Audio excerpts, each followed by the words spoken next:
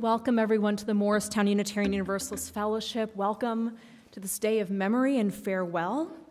We have come here this afternoon to mark the passing and to celebrate the life of George Friedman Hayes. Before his death on January 4th, 2026, George graced this world for 87 years, sharing his kind and caring heart, his gentle spirit, his quiet strength, deep integrity, and above all, his love for his family and his friends. And although he was taken from us before we were ready to part with him, his was a good and long life filled with fulfilling work as a respected global leader in the corrosion industry and a mediator with his wife Beverly.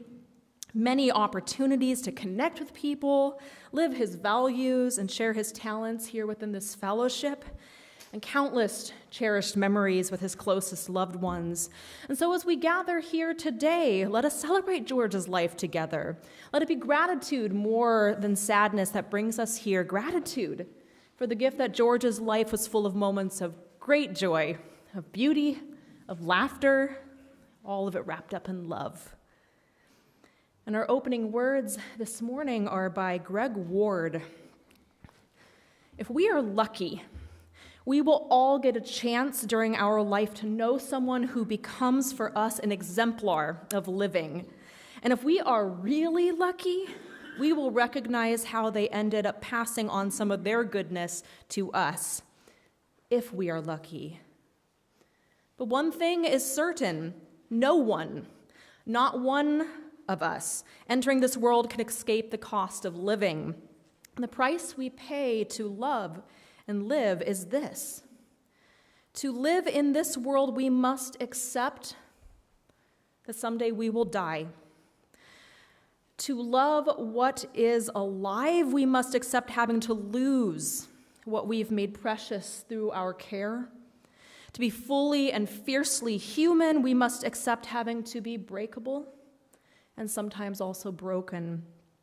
When we stop to notice how their life gave us a path and a light to see by, it encourages us to help carry the light forward. Though each of us carries forth in this world a small flame, we know that the ability of that light to brighten the world depends upon many others who learn to walk with it in their hearts. And this morning, one of the lights of George's life, his wife Beverly, will kindle our chalice, the symbol of George's Unitarian Universalist faith, as a memorial flame to honor George's life.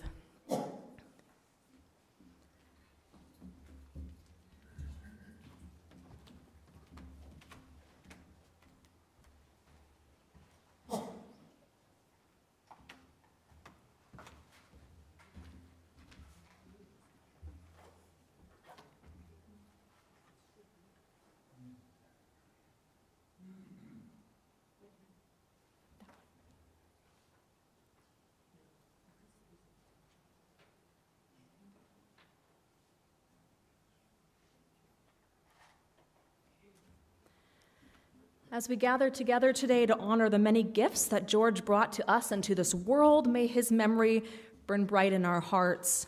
To George and to all that he gave and all that he loved, we dedicate this service of memory and of hope. And over the course of today's service, our participants are invited to step over here to our chalice table, where you may light a candle from this memorial flame to honor George and the light that he kindled in your own life. And we will begin this ritual now with George's loved ones, Mark, Sunny, Stephanie, Anne, and Beverly, who will light a candle on behalf of herself and also of Gary.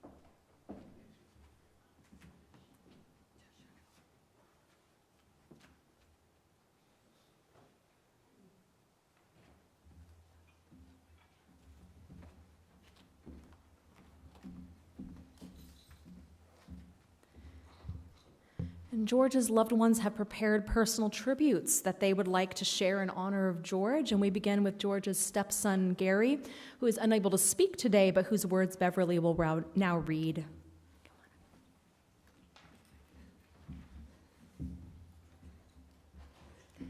Well, there's no little thing for me to stand on. I'm little. I've gotten littler.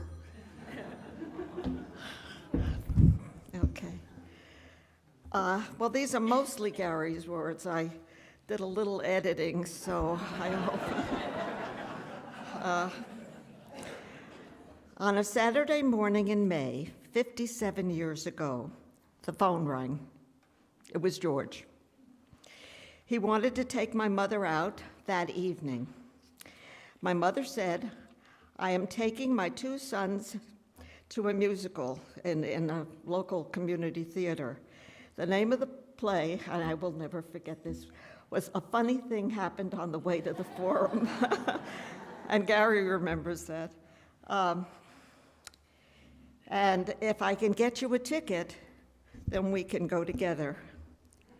And if I can't, we'll have to make it another time. She did, we did, and that was my first meeting with George. It seemed like as soon as he arrived on the scene, he never left, right? I was a troubled teenager, and he was an inexperienced stepfather. It seemed awkward at first, but in time, I began to appreciate and admire George.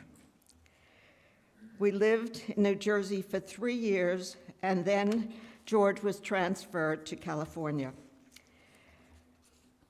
My brother went with them, and I joined them later. And after 4 years, he was transferred and promoted to Mexico City. I remained in California and have been there ever since. We deeply regret that we cannot be with you today.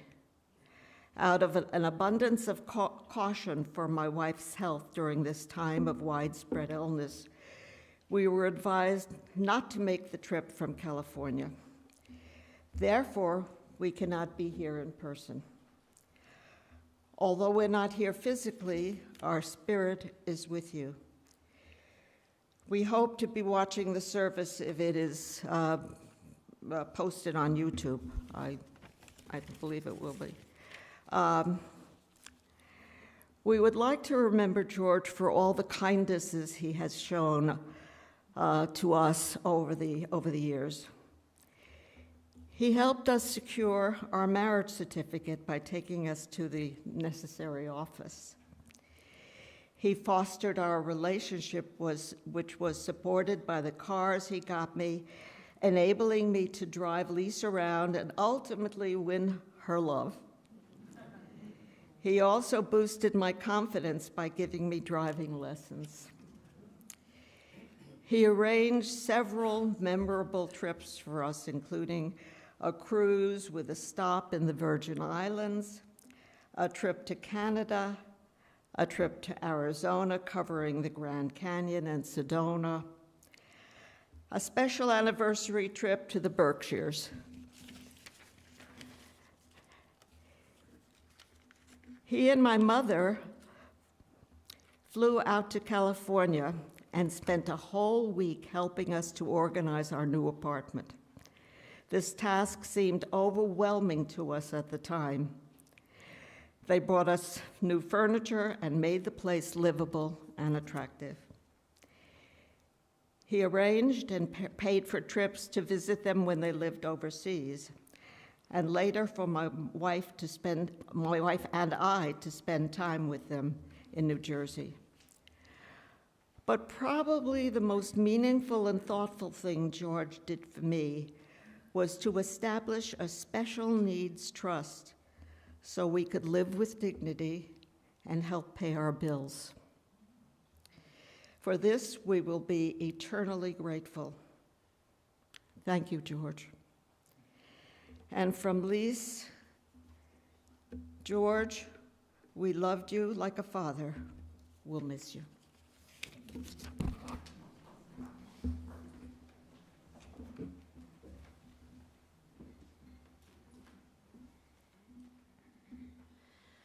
Now Mary and Daryl Courtley will offer a musical tribute.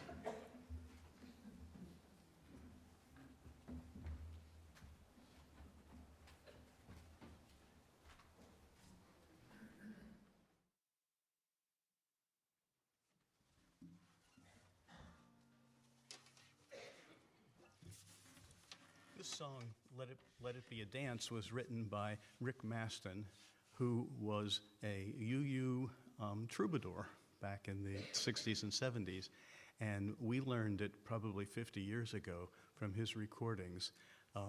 The structure is slightly different than you might know it from singing it in the songbook, but it's the same song.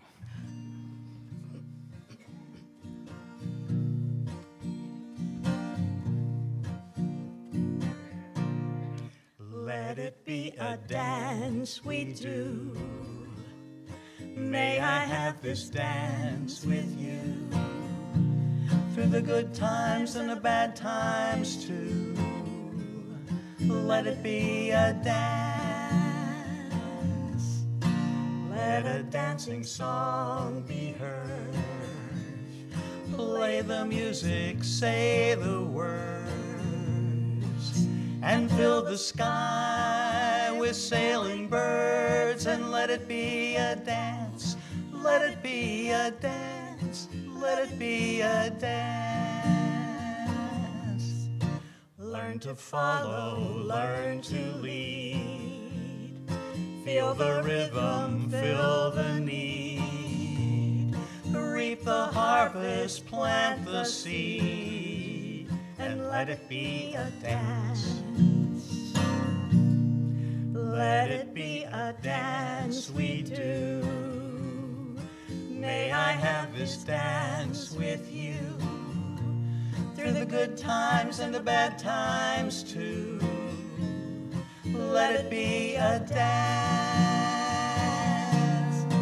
Everybody turn and spin. Let your body learn to bend. And like a willow in the wind, let it be a dance, let it be a dance, let it be a dance. A child is born, the old must die. A time for joy, a time to cry. So take it as it passes by, and let it be a dance. Let it be a dance we do. May I have this dance with you, through the good times and the bad times too. Let it be a dance. The morning star comes out at night. Without the dark there'd be no light. And if something's wrong, then something's right. So let it be a dance, let it be a dance, let it be a dance. Let the sun shine, let it rain. Share the laughter, bear the pain. Round and round we go again, and let it be a dance. Let it be a dance we do. May I have this dance with you, through the good times and the bad times too. Let it be a dance, let it be a dance we do. May I have this dance with you, through the good times and the bad times too. Let it be a dance we do.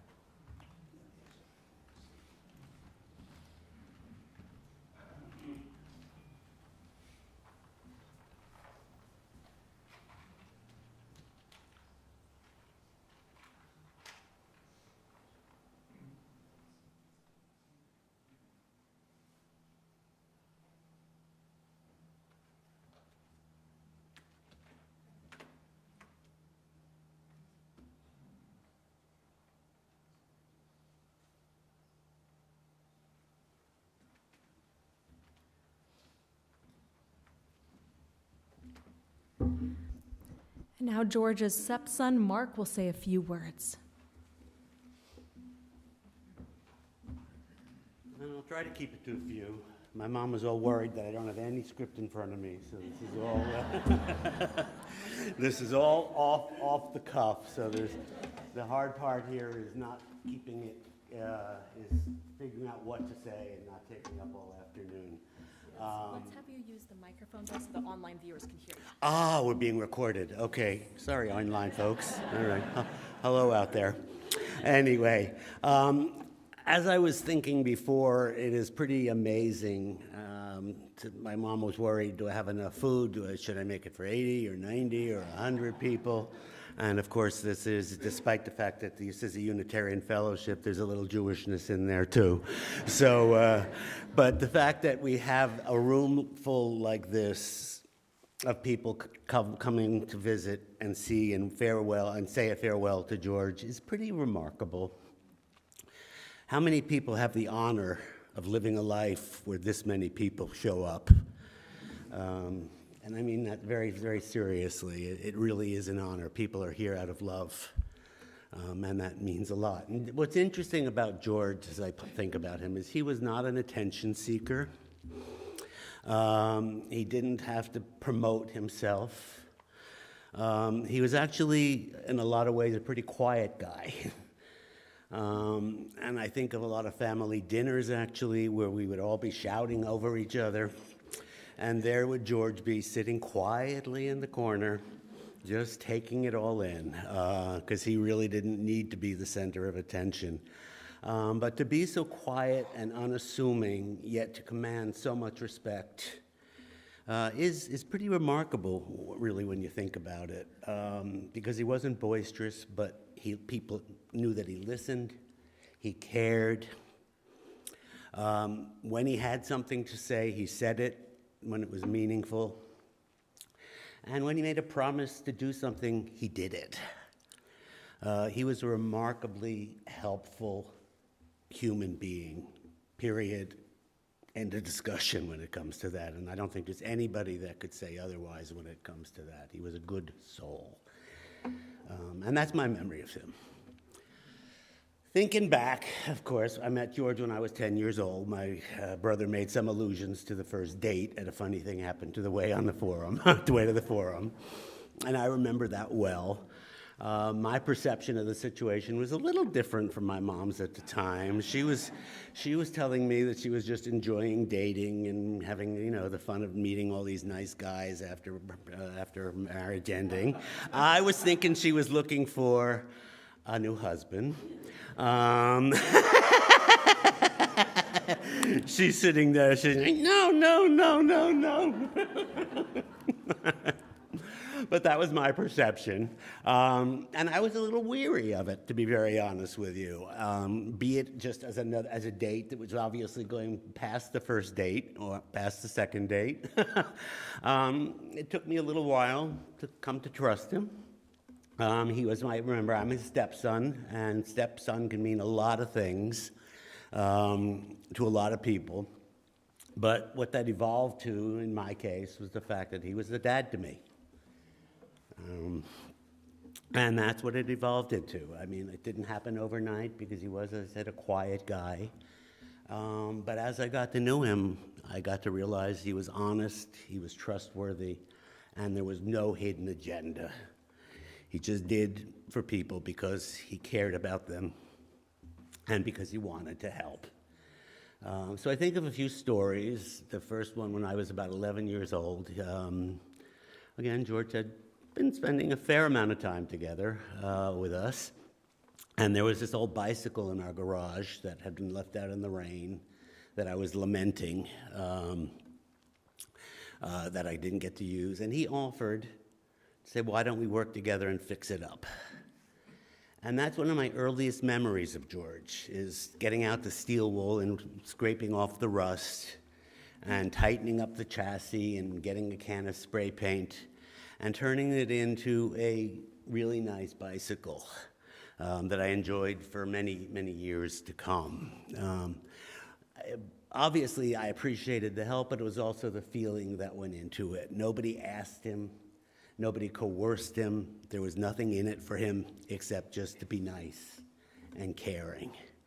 And I always appreciated that. And that was sort of the beginning of many, many, many more stories like that to tell, of things that he did to help. I think of a science project in middle school where we spent hours on end going back and forth to the hardware store getting supplies for a telegraph system that I was setting up for the science fair. I think of fast forwarding it many, many, many years to when he was a grandpa himself, and a wonderful one at that, where he helped me put together a playhouse because I wanted nothing but the best for my daughter. But when I opened it up and saw these piles and piles of wood, and the old joke most of you have already heard, but I fit the bill, that the last good Jewish carpenter died on the cross. There I am. So a good Jewish carpenter I'm not. So he came to the rescue along with some other friends, and he was out there, never being coerced, just smiling the whole way through, helping us build this playhouse. I could go on and on and on and think of the different things he did, the help he gave us as adults, the wonderful grandfather he was, the things he did for my daughter, and that the little bit of time, unfortunately, for her daughter as well that he got to spend together. But he was part of the family. He was never my stepdad. He really was my dad. And I joke about it because I looked at the program. Somebody made a little typo and called me Mark Hayes. I'm actually Mark Greenberg. But you know what? They saw me as part of the family, and I was. And that's the important part about it. So again, it's wonderful to be able to pass away knowing that there's not a person out there that really would have mean things to say about you. That you did, everybody that you dealt with, you did right by. And there was just a sense of decency and honor that I think is going to go a long way in helping us remember George.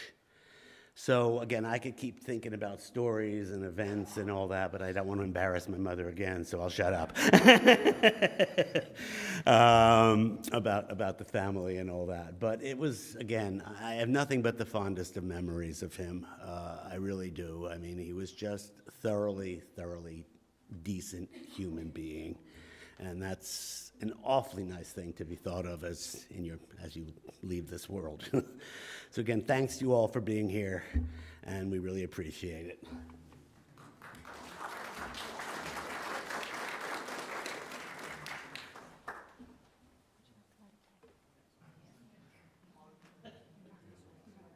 Oh, I get to do a second one? Okay. Oh, all right. I'll do double duty. All right.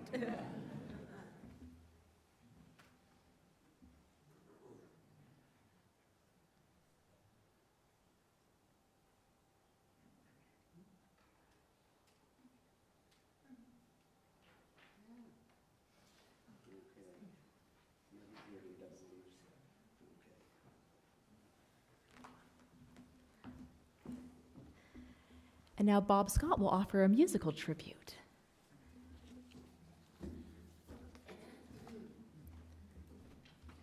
Beverly said, do a love song, so. And not on your program is Judy Bjorklund.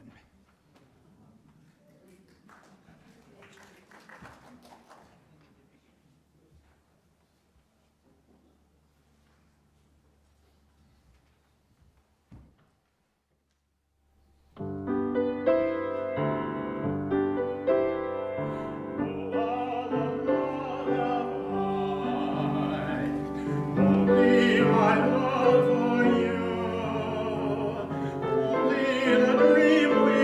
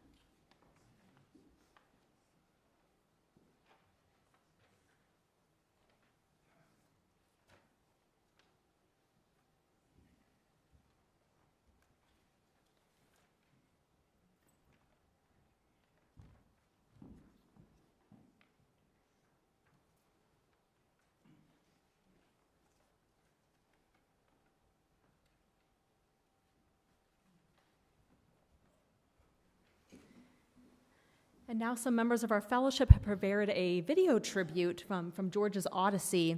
And may it take us deeper into George's life and stir our most cherished memories of his time here on earth with us.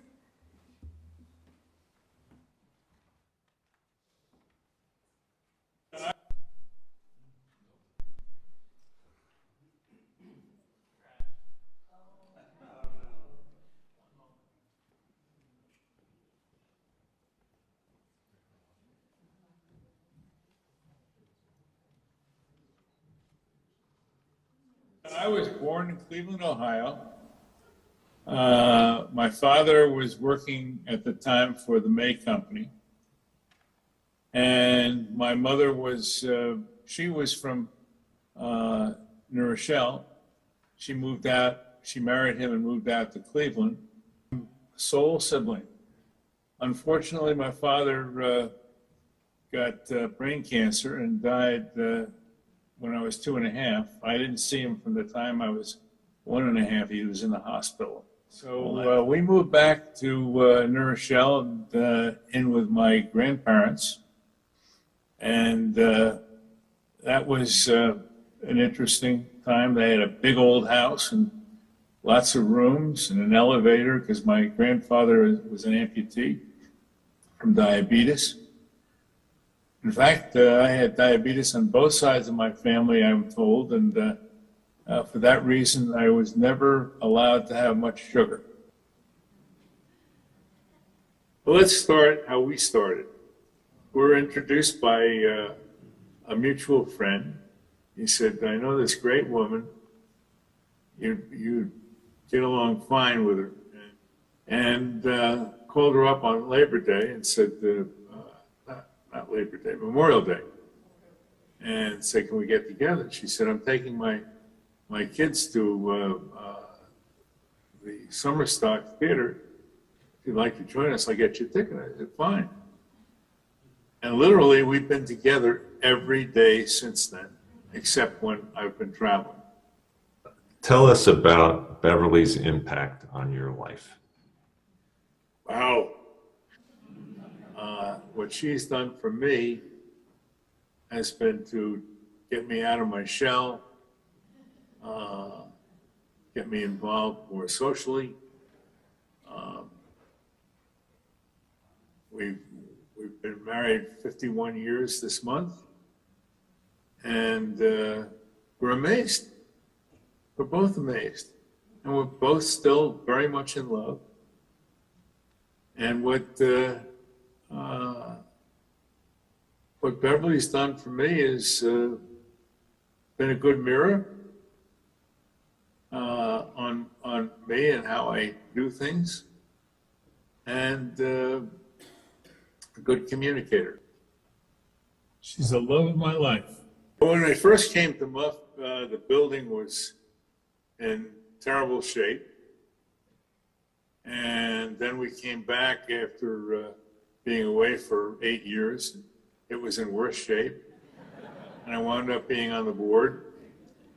And I was treasurer for a couple of years and then became vice president, president.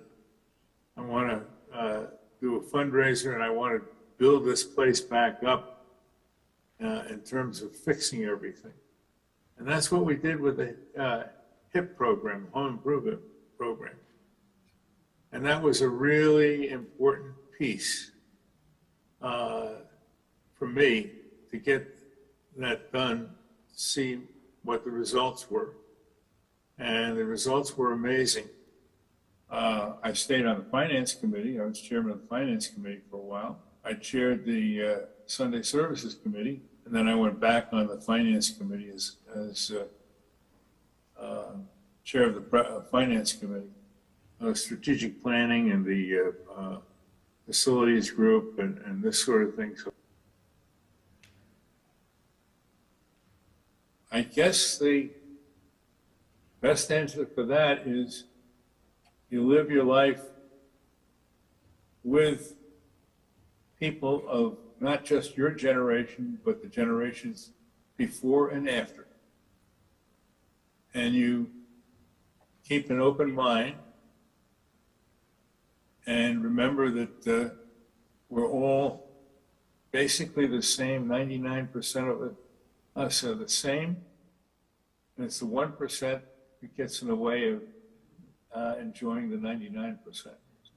We need to be living together, working together, and enjoying life together.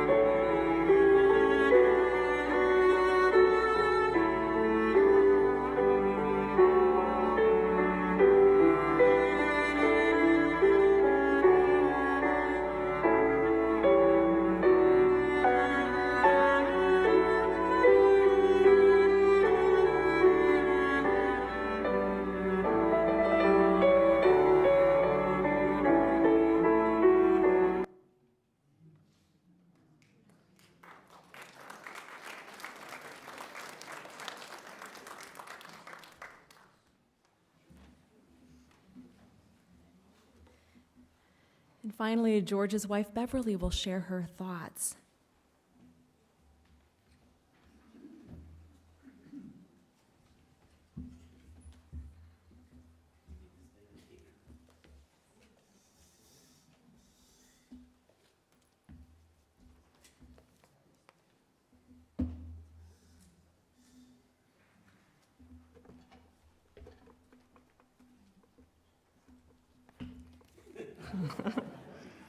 I hope I can hold it together.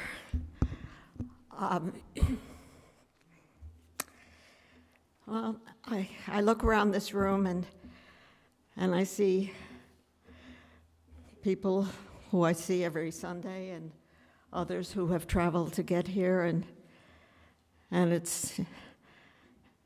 people from where we live, or where I live. And I want to thank the support that I have been given over these past few months. The telephone calls and the cards, and there are some who contributed to the fellowship. There are others who contributed to the endowment committee. And I think it's just been wonderful.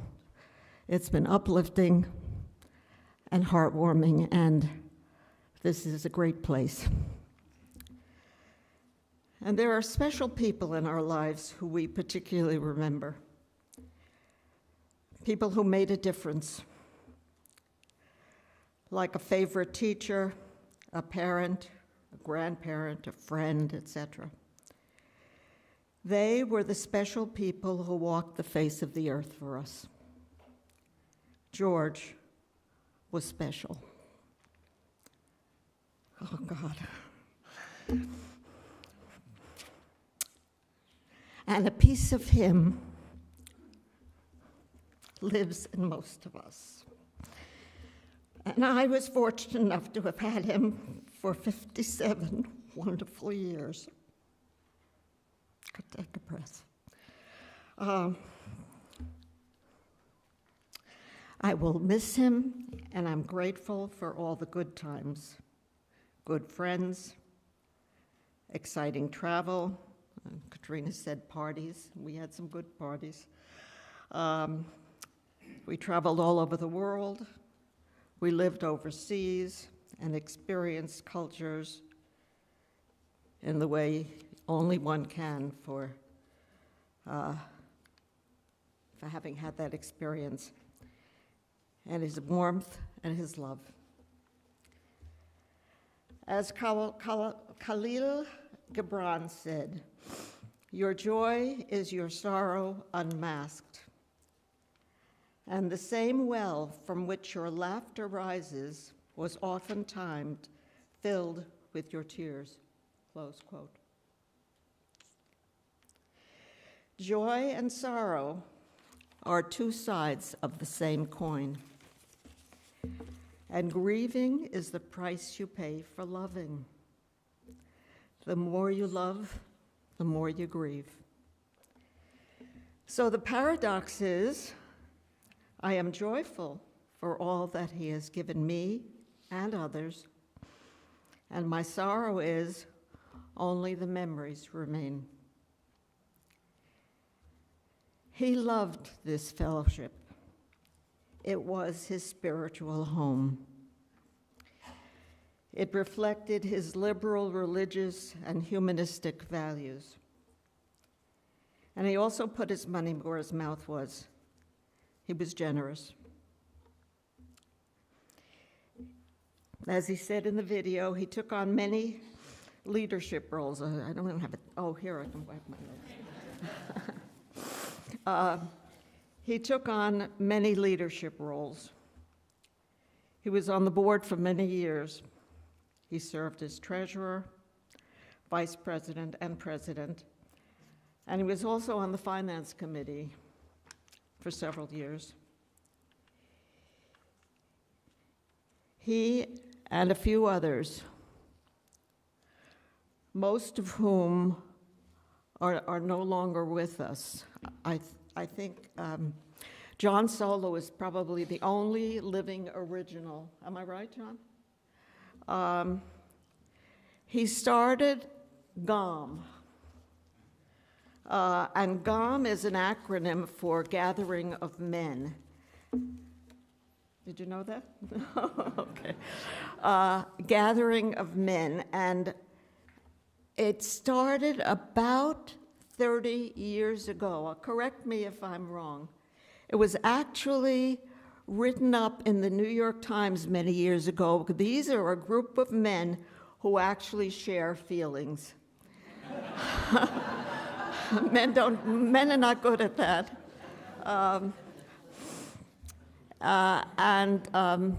And they're still meeting today. They still exist, and they meet every other Saturday. And he wasn't much of an athlete, but he became manager of his high school football team. I started our divorce mediation practice, but once George joined me, he became president of the New Jersey Association of Professional Mediators, and our practice grew. Perhaps his greatest achievement was becoming president of his professional society called NACE, National Association of Corrosion Engineers. And I put some material outside on the table. I don't know if you've seen it. And for his work with NACE, he received many awards. Ours was a love story, and it grew over time.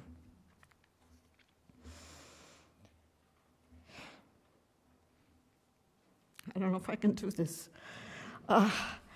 He loved me unconditionally. He taught me the meaning of honesty, integrity, and generosity.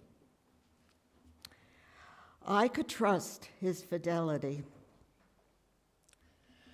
For someone who had been betrayed before, this gave me an incredible sense of peace.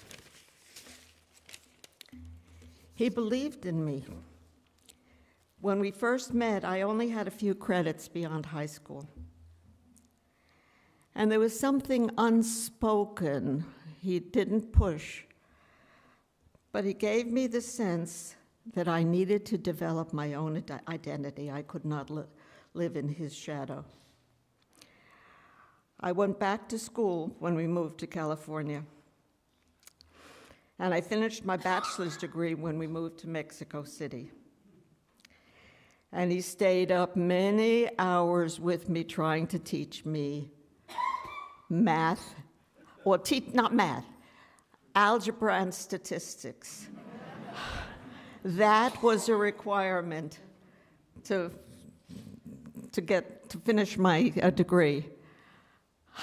I passed. It's a long story, and I graduated. And then when we got to New Jersey, I enrolled in Rutgers and got my MSW, and I couldn't have done it without you, my love. And I have a poem by, I like Khalil Gibran, and it's on marriage. And it really reflects our views.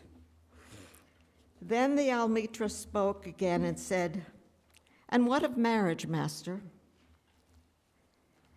And he was saying, "You were born together, and together you shall be forevermore. You shall be together when the white wings of death scatter your days. Aye, you shall be together even in the silent memory of God. But let there be spaces in your togetherness, and let the winds of the heavens dance between you. Love one another, but make not a bond of love. Let it be rather a moving sea between the shores of your souls. Fill each other's cup, but drink not from one cup. Give one another your bread, but eat not from the same loaf. Sing and dance together and be joyous, but let each of you be alone. Even as the strings of a lute are alone, though they quiver to the same music. Give your hearts, but not into each other's keeping, for only the hand of life can contain your hearts. And stand together, yet not too near together, for the pillars of the temple stand apart, and the oak and the cypress grow not in each other's shadow." And on the same page, there's a little sticky note here in his handwriting, and he says, "We have grown together, and together we shall be forevermore." There were thorns in every rose, and the last 2 years were the hardest. He was getting sicker and weaker. I was losing my rock and my anchor, and the roles were reversing. I was his primary caretaker with some help from Anna. I didn't always like it. I was resentful. And he sometimes sensed this and thanked me and Anna for everything we were doing, and that made it all worthwhile. And he never lost, even during this period when he was sicker and weaker, he didn't lose his romantic side either, and that was just for us. He liked to celebrate my birthdays and anniversary with 24 roses from Costco. And all those mushy Hallmark cards. And he'd hide them around the house. And just when I thought I found them all, I'd find another one under my pillow. And I asked him if he really meant what those cards said, and he said, "They say what I cannot." And during those last 2 years, when he could no longer drive, it would frustrate him because he couldn't do what he had been doing in the past. He'd lost his independence. So for my last birthday, which was 94, I think you all know that, So last year, he wrote me this note. And I read this damn thing about 50 times, and each time I read it, I lose it, but I'm going to try. It's dated February 3rd, 2025. Dear Beverly, my love, happy number 94. I love you with all my heart and soul. You are my beloved and my soulmate. We've been together 56 years. They have been the happiest years of my life. Right now, I'm feeling frustrated because I must rely on you to transport me everywhere I want to go and need to go, and that I cannot surprise you with a bouquet of 94 roses, red roses, or one of those beautiful cards, without you knowing about it in advance. With all my faults, I admire your strength, beauty, and communication skills, and everything else. With all my love, George. He's in the air I breathe, and his love sustains me. Thank you.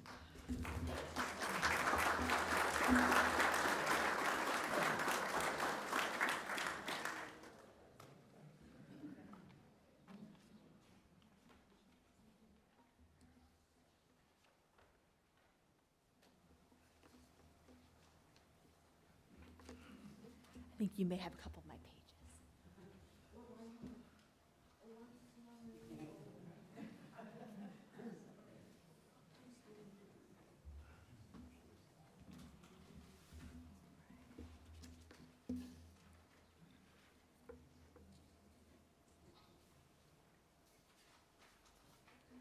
Oh. And next, Beverly has asked that I share a hymn, a beautiful lullaby that she and George loved.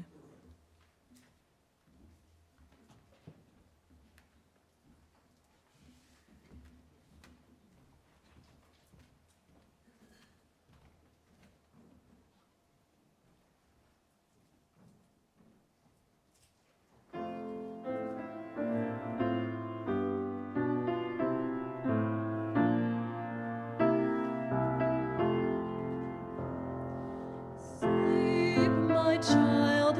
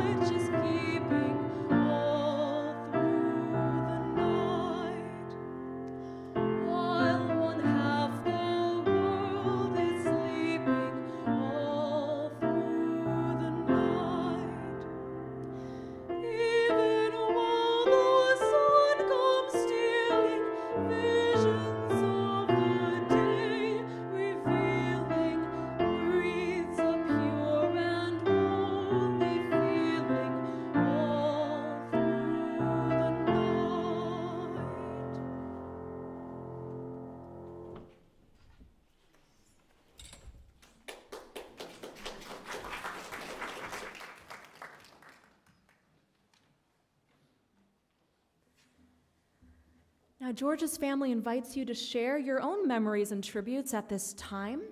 Please keep your remarks brief so that everyone has a chance to speak.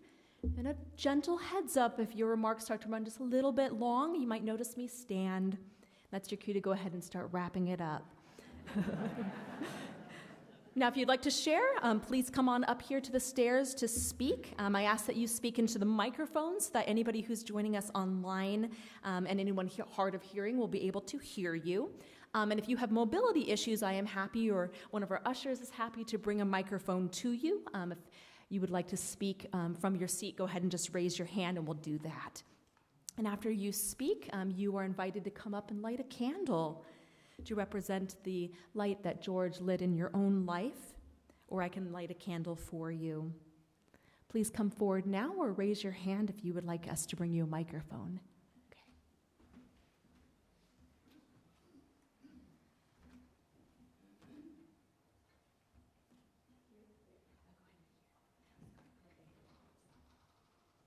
Is it on? Hello? Is it on? No? Yes? Yes, hi. So I have to say, I played bridge with and against George Hayes at Fox Hills. And if you've ever played bridge, you know there's a partnership and there's a defense. You play against people and you play with people. And on Fridays at Fox Hills, it was a drop-in game. So about 8 people came. I was one sometimes. George was there sometimes. I loved playing with George or against George. He was such a good sport, such a gentleman, and part of the game, if you play it right, is you never utter a criticism against your partner if they screw up. George would never do that. It wasn't his style. And I have one more thing to say. At the end, or towards the end, Beverly brought him there, even because he couldn't drive. And he would be with oxygen sometimes. He played really well no matter. And I appreciate you taking such good care of him and making me happy that he was there and him happy. And he was an excellent player. Excellent.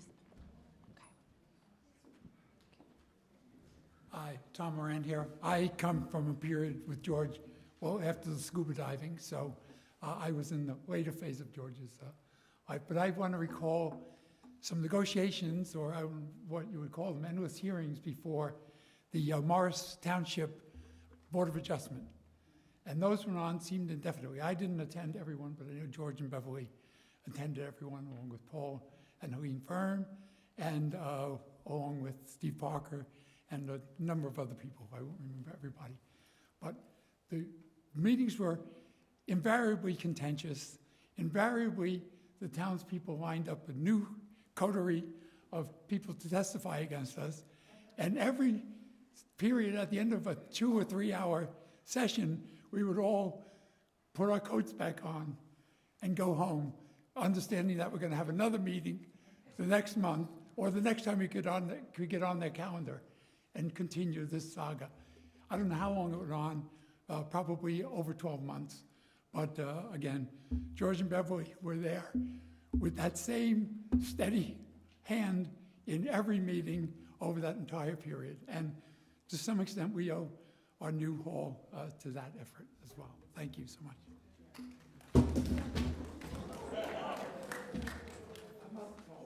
I'm not sure.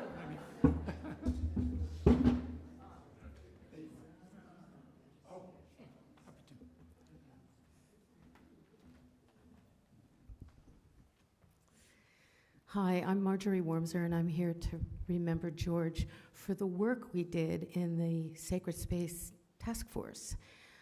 Round about 2010, a group of us gathered to discern whether it made more sense financially and for other reasons for us to stay here and renovate, or to purchase a property and renovate that, or to buy raw land and build from scratch.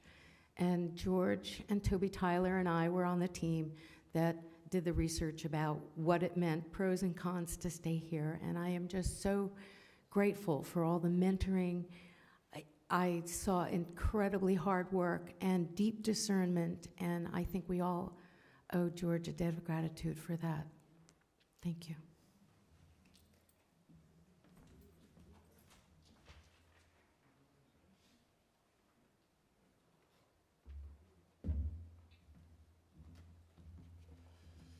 We have a dog. He's a rescue. We got him about 11 years ago. He weighed 70 pounds, and he's a golden doodle, and he has a mind of his own. Several years ago, about maybe 6 years ago, we went up to Boston to be at Thanksgiving table with my daughter and son-in-law.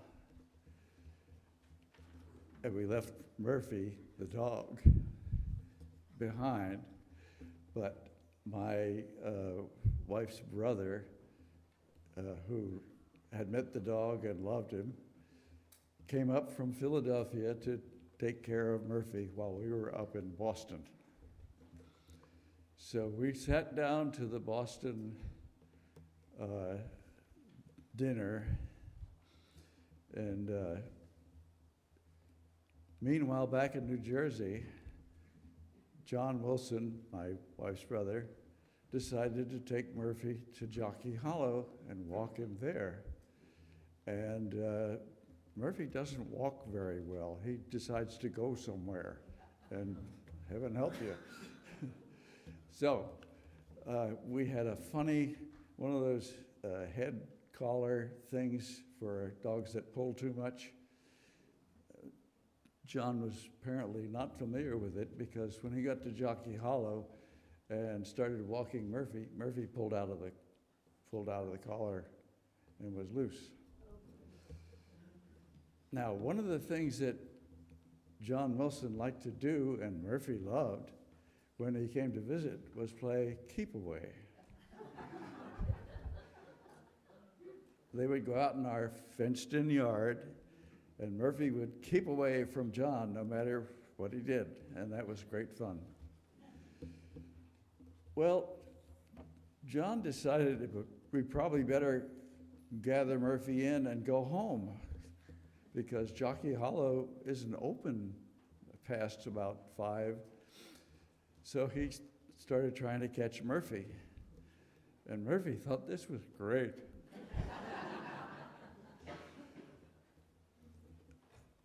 After about an hour and a half, John called us in Boston and said, "What do I do?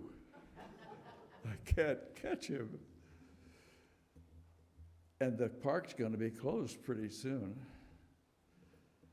Well, we didn't know what to do, but we thought, okay, we could call somebody to get help, because 2 of them might be able to catch him. So we called our neighbor, George Hayes.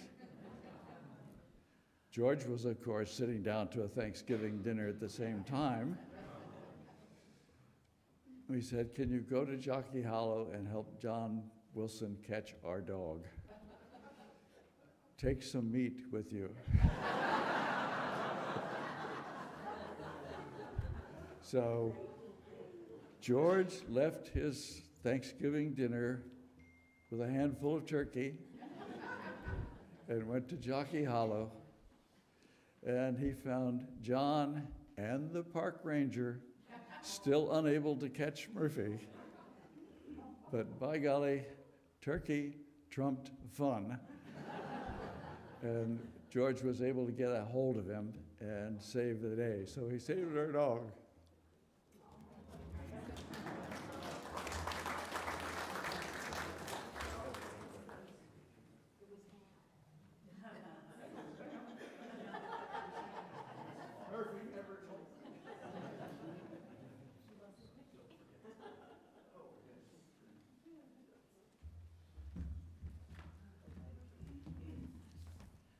Okay, I'm John Solu.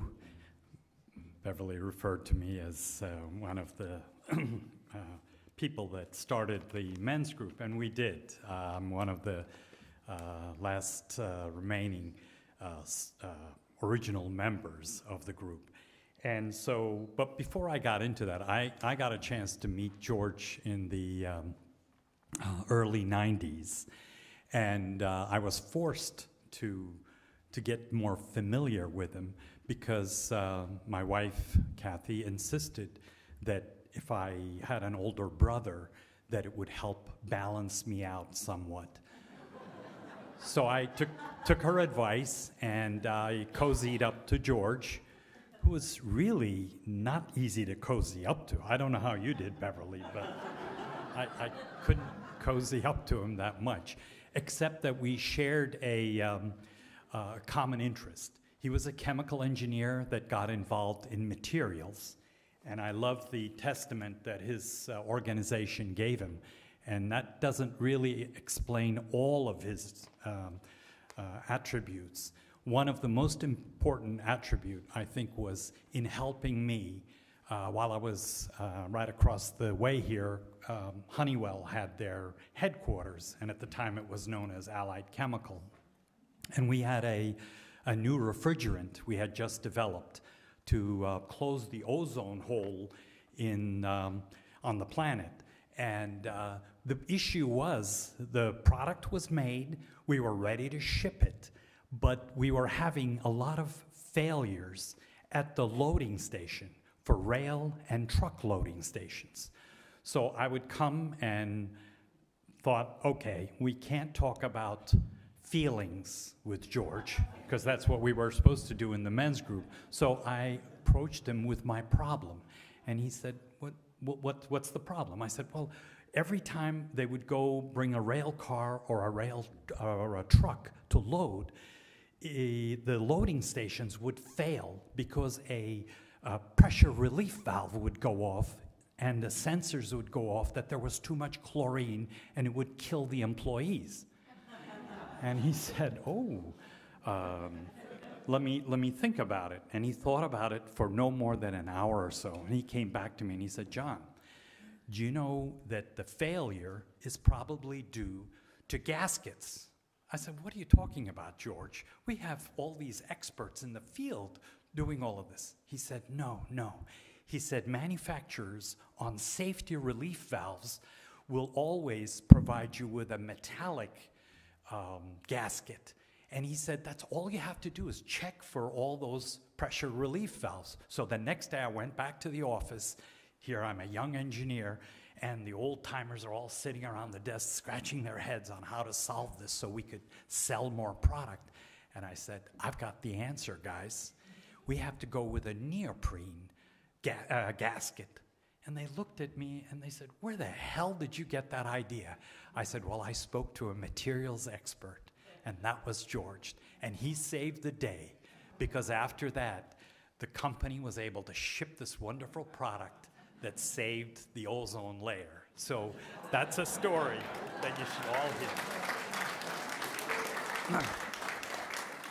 But in retrospect, that was not the most important thing he did in my life. He would always point out to me, John, he said, you're too much involved in the big C. And I said, what do you mean, big C? Yes, he said, you're too much of a control freak. And I said, really? He said, you need to change your life from being a capital C to a lowercase c. And I said, good, George, how are you going to help me with that? He said, here's how I'm going to help you. He said, it's going to take a long time, and you're going to steadily learn to let go of things as you go through life. And he helped me and others at the fellowship with our men's group. And as a tribute, I'm going to, with Beverly's permission, read the members of the men's group that he's touched the lives of and that still goes on to today. And that's at the top of the list is now George Hayes, Tom McGinnis, Al Chu, Ron Cox, Ron Corey, Don Congdon, John Oler, Don Price, Paul Mitchell, John Esposito, John Minahane, Warner Simon, Ben Berkowitz, Clint Betts, Fred Mayer, Jules Lipcon, Martin Eckstein, Steve Bird, Clyde Scanley. And those are the members we have lost recently. And some of our alumni members are Stu Sindel, Todd Van Gordon, Harry Hollander, Tristan Crowcroft, Andrew O'Toole, Peter Goldhammer, Gary Hodgson, Charles Carroll, Robbie Schneider, Matt Rath, Ken Pogash, Tony Ritigliano, Gary Kunz, Beat Barbalan, Mickey Doherty, Tom Damon, Wayne Henderson, Peter Goldhammer. And our current members, which I'm sure will all love to stand up and say something, but I'm going to name you guys so you don't all have to come up here en masse.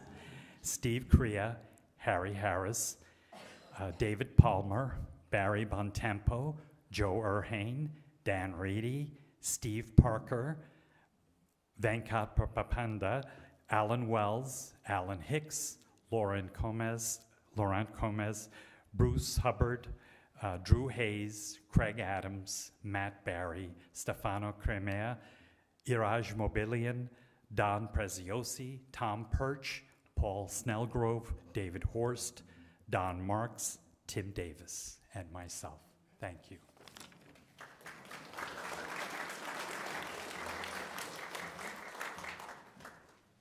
Is this on, Alex? Is this on, Alex? Yes, it's on. So, you know, I heard about how George was on finance and how he was on the board and how he couldn't talk about feelings. And I'm going to go to the spiritual side. We, a few years ago, had covenant circles, and George and Beverly led a circle where we studied the I Ching. We had really intense, meaningful discussions, and out of that grew a lay-led service. So, you know, I heard George say how important community is, and that was especially meaningful to me. Thank you, Beverly, and thank you, George.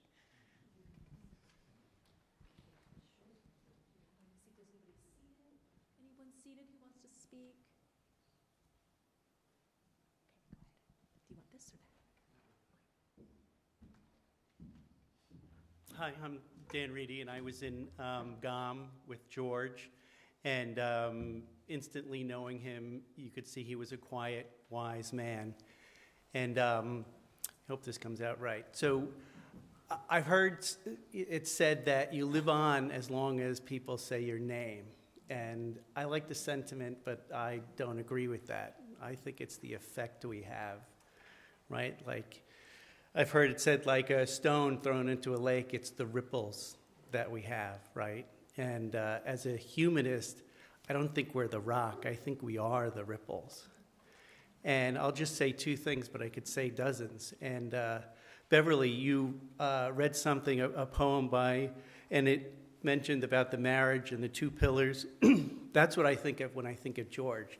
In his quiet, strong, stable, wise manner, he was part of the foundation of this community, of this fellowship. And I actually don't believe you can have a long-lasting community without people like that.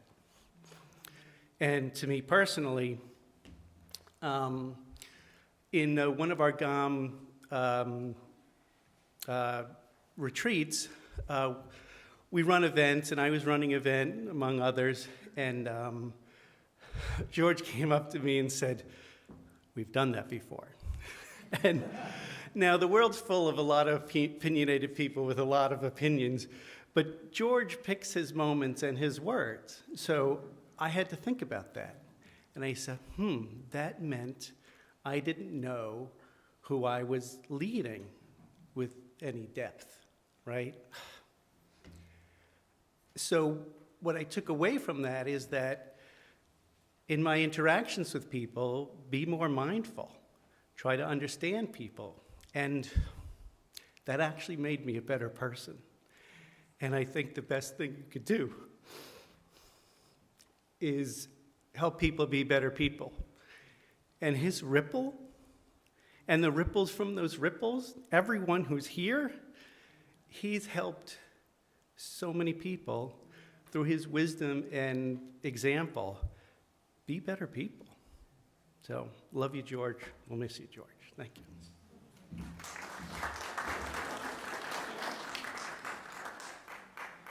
Let's go in the middle, is better for the camera.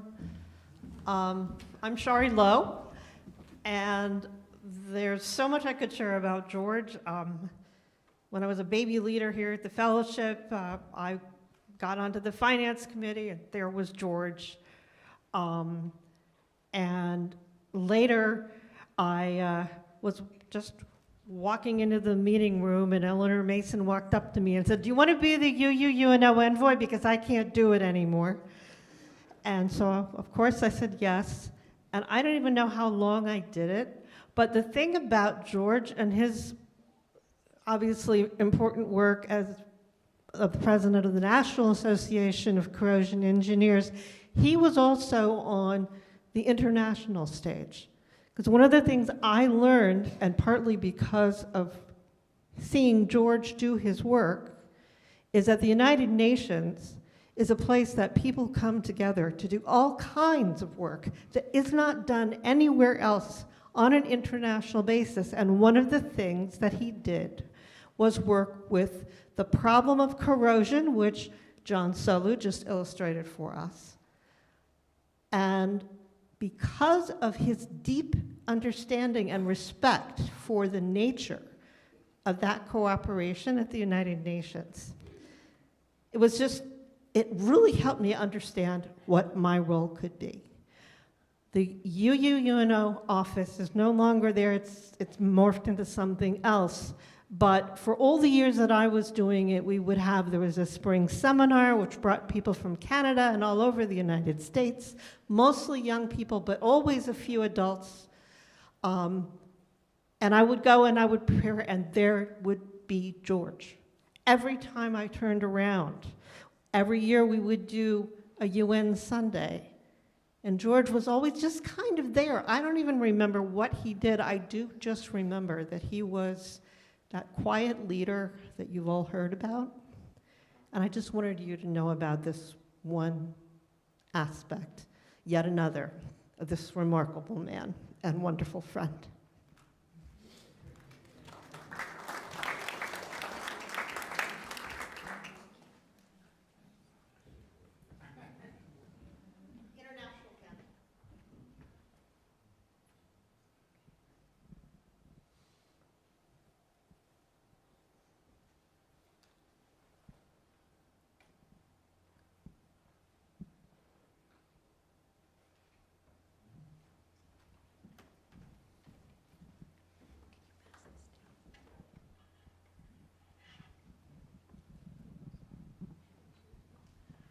I'm Steve Parker, and you've heard bits and pieces of this, but the effort it took to build the Gateway Center took 14 years.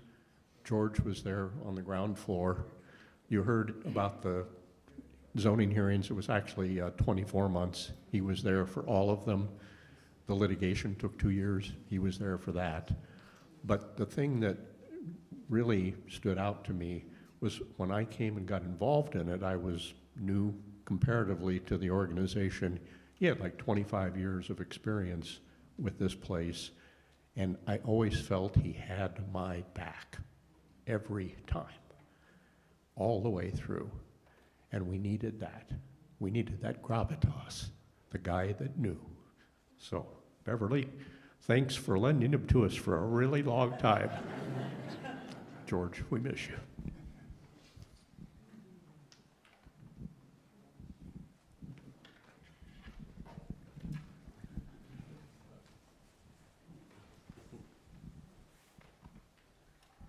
Hello, I'm Sid Bennett, and I've come from afar.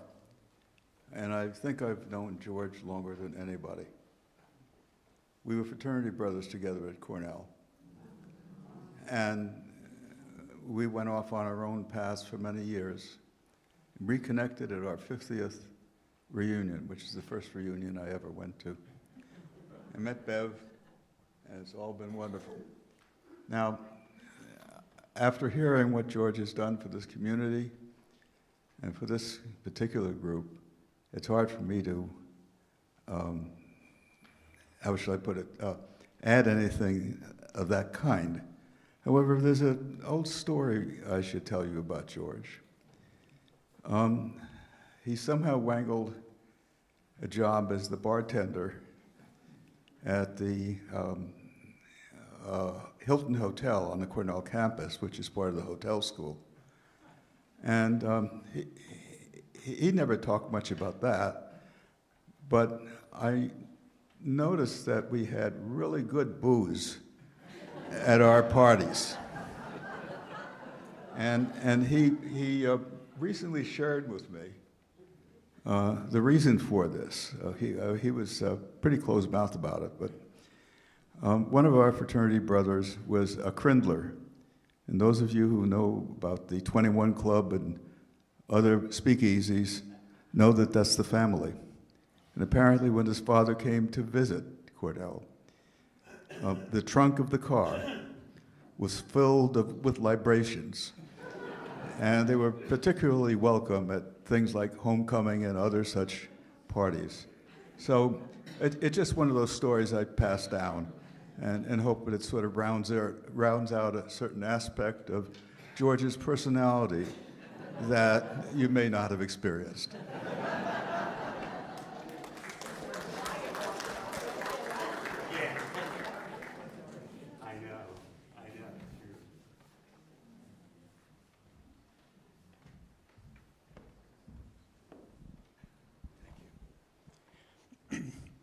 I'm Jim Deek.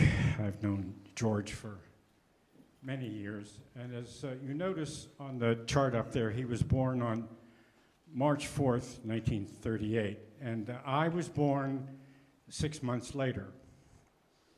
And George was a big tease. He liked to tease me a great deal. But I had one thing that I could tease him back. For 6 months out of the year, I was 1 year younger than he was. And I never let him forget that. So, George, if you're out there, if there is an out there, when it's my time and I meet up with you again, I'm going to remind you that forevermore, I'm 6 months younger than you. He was a wonderful man. Rest in peace, my dear friend.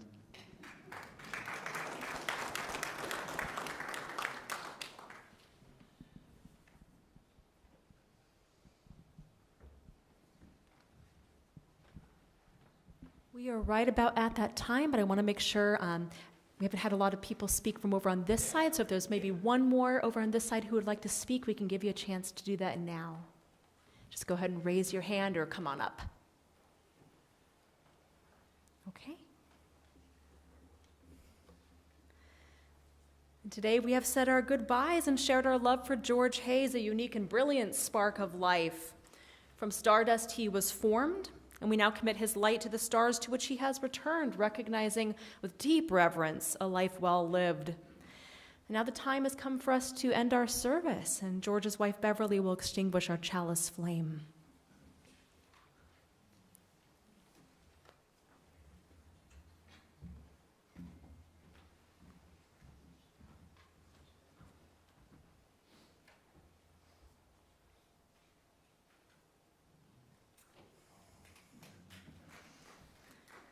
And although we have extinguished the chalice, let us be confident that such goodness, such happiness, joy, compassion, and love as George's never touched the face of the earth without creating something eternal.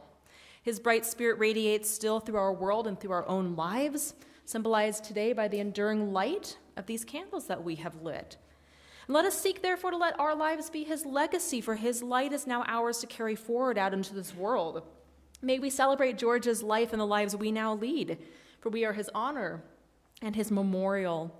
All of his best qualities we now carry forward, as we are now his voice, his hands, and his heart.